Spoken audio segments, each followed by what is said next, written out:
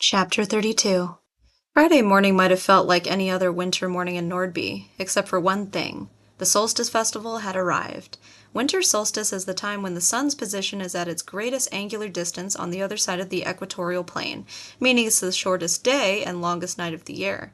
Cultures all over the world used to pay homage to this day, but not so much anymore, making way for religious holidays. But in our little corner of the world, though Christmas and Hanukkah were still a big deal, we kept up with the old world traditions. Even the Squamish tribe added their tradition by baking salmon on cedar planks. Like Nordby itself, the Solstice Festival was a hodgepodge of cultures, old and new.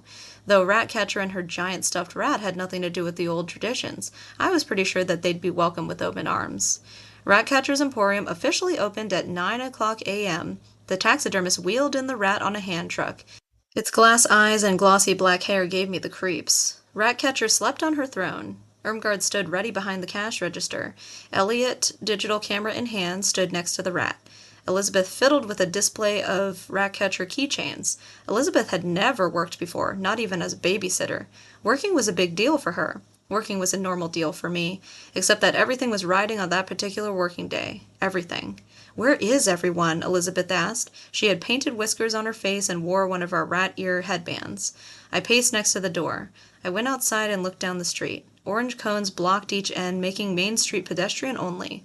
Foam snowflakes twinkled with morning dew. White lights beckoned from every doorway and window, even ours. A few people with laptops entered Java Heaven. A couple of kids ran around the giant blue spruce. "It's still early," I said, trying to hide the fear in my voice. I had expected a line. Not just any line, a line that would go down in Nordby history. So many people had called, so many emails had been sent. I had advertised in the paper. The boys had handed out flyers with little coupons for 10% off a photo with Ratcatcher. Maybe I should have gotten a billboard. Nervous energy burrowed in my stomach. What had I done? I had spent our last penny, literally. I looked around the transformed coffeehouse. What would we do with all the stuff if nobody bought it? There wasn't enough room in the closet of failure. Entrepreneur. What a joke. Mr. Prince's stupid aptitude test was a scam. My nervous energy turned to nausea. I went back inside.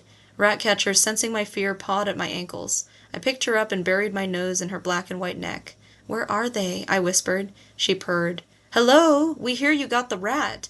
A Japanese woman stood in the doorway. Behind her stood the same group of tourists from a few days before. "We tried to get here, but a giant coffee cup sign fall down and block road. Now all clear." "Come on in," I said, a big smile bursting out. "The rat's over here."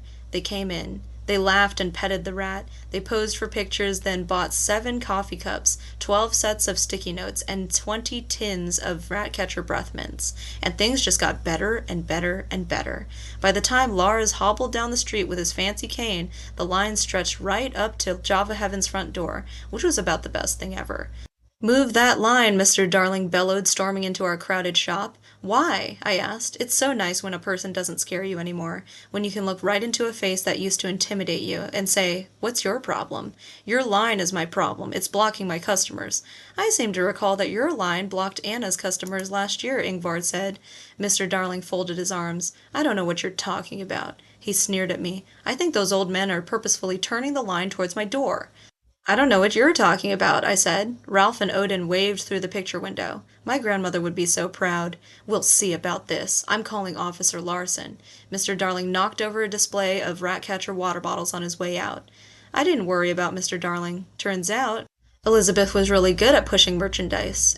And Elliot, between bouts of picture-taking, kept a running tab on the receipts, filling me in on the good news as the day went on. "He's really smart," Elizabeth said when Elliot took a bathroom break. "If he got contacts, he'd be really cute. I'm thinking about asking him to a movie or something.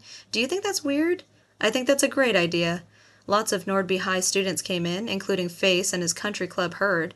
I thought Elizabeth would hide upstairs, but she walked right up to him in front of his friends and said, "Hello, can I help you?" "Oh," he smiled uncomfortably. "Hi, Elizabeth. I thought you couldn't come to the festival because you had something to do." "Yeah, I'm leaving for Tahoe with my family in an hour, so I can't go to the feast or the dance." "Tahoe," she said after he left. "It wasn't because I'm too fat. He's going to Tahoe." She laughed. "I don't know what I saw in him in the first place. He's way too conservative." At 4 o'clock it began to snow, big fat flakes that quickly covered the sidewalk and the street.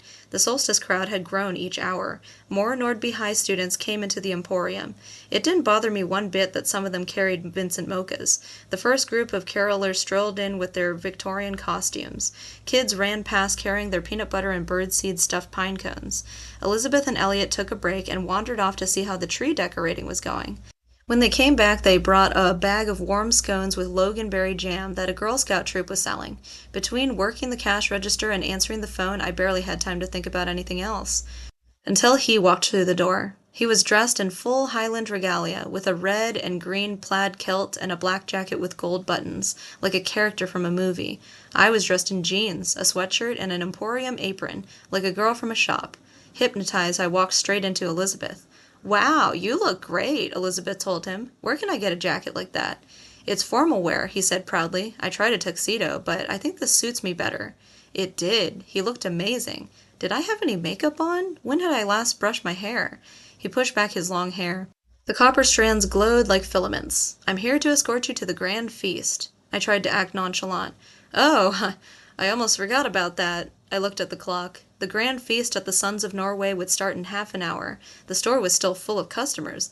"I should stay and help." "Oh, no, you won't." Elizabeth pushed me into the kitchen. Irmgard followed. "You've got a date, and you're going on that date." "But the shop." "We can take care of it," Irmgard said softly.